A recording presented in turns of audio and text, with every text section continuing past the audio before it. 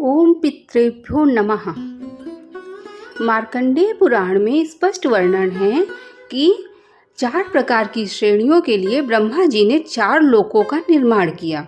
ये 4 श्रेणियां हैं पितृ, देव, असुर और मानव। ये चारों श्रेणियों का निवास स्थान अपने अपने लोकों में है। जैसे कि देवता देवलोक में, मनुष्य मनुष्य लोक में अर्थात धरती पर, पितृ अपने पितृलोक में व असुरों का निवास स्थान असुर लोक बताया गया है। नमस्कार, मैं एस्ट्रोलॉजर पूजा गुप्ता आप सभी का स्वागत करती हूँ अपने चैनल वैदिक एस्ट्रो विद पूजा में। आज मैं आपको पितृ पक्ष और पितृ के बारे में संपूर्ण जानकारी दूंगी।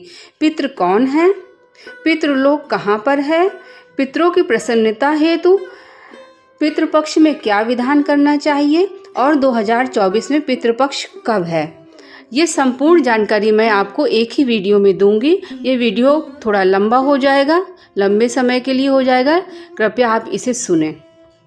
आइए जानते हैं पितृ कौन है। हमारे जो पूर्वज देह त्याग चुके हैं अर्थात मृत्यु को प्राप्त हो चुके हैं, उन्हें हम पितृ कहते हैं। जो अपना वंश अर्थात अपना परिवार इस धरती पर छोड़कर अपने लोक को अर्थात पितृलोक को जा चुके हैं, और पितृपक्ष में हम सब इन्हीं पितरों को याद करते हैं और इनके लिए विशेष श्राद्ध कर्म, पूर्ण हवन, तर्पण आदि करते हैं। आपको बता दूं कि पितृ और असुर में अंतर होता है। पितृ से डरने की जरूरत नहीं है। पितृ तो हमें आशीर्वाद देते हैं और हमारे लिए वंश वृद्धि की कामना करते हैं, उन्नति प्रगति देखकर खुश होते हैं। कहाँ है पितृलोक, आइए जानते हैं। ऋग्वेद के अनुसार अंतरिक्ष अर्थात मनुष्य लोक से ऊपर नक्षत्र लोक में ही पितृलोक है। ये जो ग्रह और नक्षत्र और तारों की रोशनी व अंधेरा है, दोनों ही पितरों की शक्ति से ही जगमगा रहे हैं। पुराणों में 3 प्रकार के ऋण बताए गए हैं। ये ऋण है पितृ ऋण, देव ऋण और ऋषि ऋण। हमारी अनेक प्रकार की गलतियों के कारण ही पितृ नाराज हो जाते हैं और कुंडली में पितृ ऋण का निर्माण हो जाता है। इससे पूरा परिवार परेशान रहता है। इसलिए हमारा परम कर्तव्य बनता है कि हम अपने पूर्वजों व बुजुर्गों का आदर करें व उन्होंने जो मार्ग बताए हैं, परिवार में जो नियम कानून बनाए हैं, उनका पालन आदर और श्रद्धा पूर्वक करते रहें। ये हमारे ऊपर एक ऋण होता है। हमारे ऋषि मुनियों ने अपने गूढ़ ज्ञान से ये ज्ञात कर लिया था कि साल के 15 दिन ऐसे होते हैं जब ग्रहों नक्षत्रों का ऐसा संयोग बनता है जिसमें पितृलोक जागृत अवस्था में रहता है। भाद्रपद की पूर्णिमा तिथि को चंद्रमा मीन राशि, जो जल तत्व की राशि है, में गोचर करते हैं और उस समय ये पूर्वा भाद्रपद नक्षत्र में होते हैं, और उसी समय सूर्य उत्तरा भाद्रपद नक्षत्र व कन्या राशि में रहकर चंद्र से 100% दृष्टि आमने सामने होते हैं।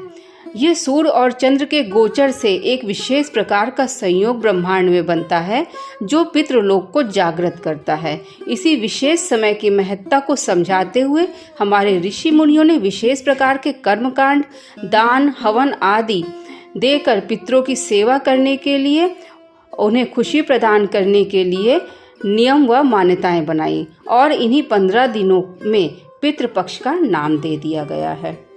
अब आइए जानते हैं कि सन 2024 में पितृपक्ष कब है। पंचांग के अनुसार 17 सितंबर से 2 अक्टूबर 2024 तक पितृपक्ष है। पूर्णिमा का श्राद्ध 17 सितंबर को दोपहर 1:30 बजे के बाद किया जाएगा। इसी दिन सत्यनारायण भगवान की कथा और अनंत चतुर्दशी का विधान भी किया जाएगा। अब ऐसा क्या करें पितृपक्ष में जिससे हमारे पितृ प्रसन्न हो और हमें आशीर्वाद दें? कौन से नियम है, आइए जानते हैं। पितृपक्ष में किस दिन आप क्या करें, इसके लिए मैं आपको बता दूं कि जिस तिथि को हमारे पूर्वज ने धरती पर अंतिम सांस ली और जिस समय उनको मुखाग्नि दी गई, मुखाग्नि देते समय जो तिथि थी, उसी तिथि के अनुसार ही पितरों का श्राद्ध कर्म करना चाहिए। इसमें अंग्रेजी तारीख नहीं ली जाती है, तिथि के अनुसार ही कर्म किए जाते हैं। और जो लोग किसी कारणवश श्राद्ध नहीं कर पाते अथवा तिथि नहीं जानते, वे लोग अपने पितरों हेतु सर्वपितृ अमावस्या में ये सब कर सकते हैं। पितृपक्ष में क्या करें जिससे पितृ प्रसन्न हो, आइए जानते हैं। अच्छे पकवान जो आपके पितरों को पसंद थे उन्हें बनवाकर किसी ब्राह्मण को श्रद्धापूर्वक भोजन कराएं। इसमें लहसुन प्याज का प्रयोग बिल्कुल ना करें और बहुत ही सफाई रखनी चाहिए। गाय, कुत्ते, कौवे, चींटी, मछली आदि के लिए भोजन की व्यवस्था पितृपक्ष में अवश्य करनी चाहिए। वैसे तो सभी दिनों में करनी चाहिए। मार्कंडेय पुराण में वर्णित पितृ श्रोत का पाठ करें या फिर विष्णु सहस्त्र नाम का पाठ करें। इसके अलावा किसी ताम पात्र में शुद्ध जल भरकर उसमें तिल, चीनी, जौ, कुशा, कच्चा दूध, गंगा जल डालकर दक्षिण दिशा में मुंह करके पितरों को जल दें। मंत्र होगा ओम सर्व पितृभ्यो नमः। इस मंत्र को कहते हुए आपको जल देना है। ऐसा ब्रह्म पुराण में स्पष्ट वर्णन है कि पितृ के लिए तर्पण, श्राद्ध, दान, पुण्य आदि कर्म करने से पितृ खुश होते हैं और अपने वंश की सुख, शांति, उन्नति, वृद्धि, अच्छा स्वास्थ्य और वंश वृद्धि का आशीर्वाद हमें प्रदान करते हैं। अतः हमारा परम कर्तव्य है कि हम सब विधान करें और पितृ ऋण से मुक्त होकर उनका आशीर्वाद प्राप्त करें।